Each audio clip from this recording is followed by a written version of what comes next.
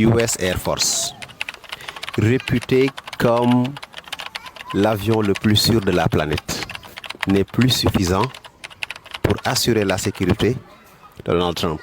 Vous avez tous vu les images. Après le sommet de l'OTAN en Turquie, Donald Trump devait rentrer chez lui. Sur le tarmac, lui attendait le US Air Force, l'avion le mieux sécurisé du monde. En tout cas, si on se réfère à la rhétorique occidentale et américaine.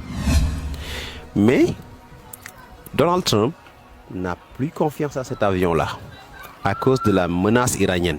Ce qui veut dire qu'aujourd'hui, partout où vous êtes sur le Moyen-Orient, le Proche-Orient et même en Asie-Pacifique, même dans certains pays de l'Asie de l'Est, de l'Europe de l'Est, le US Air Force n'est plus suffisant pour garantir la sécurité du président américain.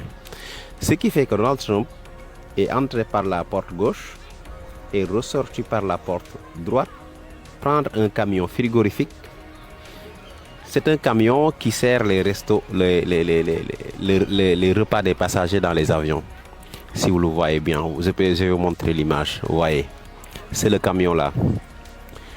Et après, il a pris un autre avion. Ce qui veut dire qu'aujourd'hui, tout ce qu'on voyait sur les films américains, voilà, on pensait que c'est du cinéma. Mais en réalité, les Américains sont en train de le vivre. Et c'est grâce aux Iraniens aujourd'hui. La menace iranienne est une réalité vécue et qui est en train d'être vécue par les Américains.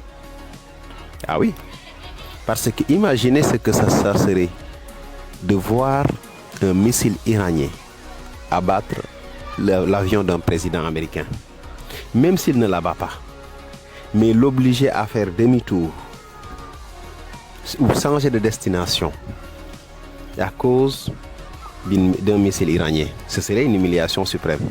Et c'est ça que les Américains veulent à tout prix éviter. Ils préfèrent être humiliés de voir leur président changer d'avion sur le tarmac d'un aéroport que de voir en plein vol le Air Force One, réputé depuis des décennies comme étant un avion intouchable, obligé de faire demi-tour. Donc, les Américains sont en train de voir que la peur a réellement changé de camp. Et c'est le côté américain qui a peur maintenant.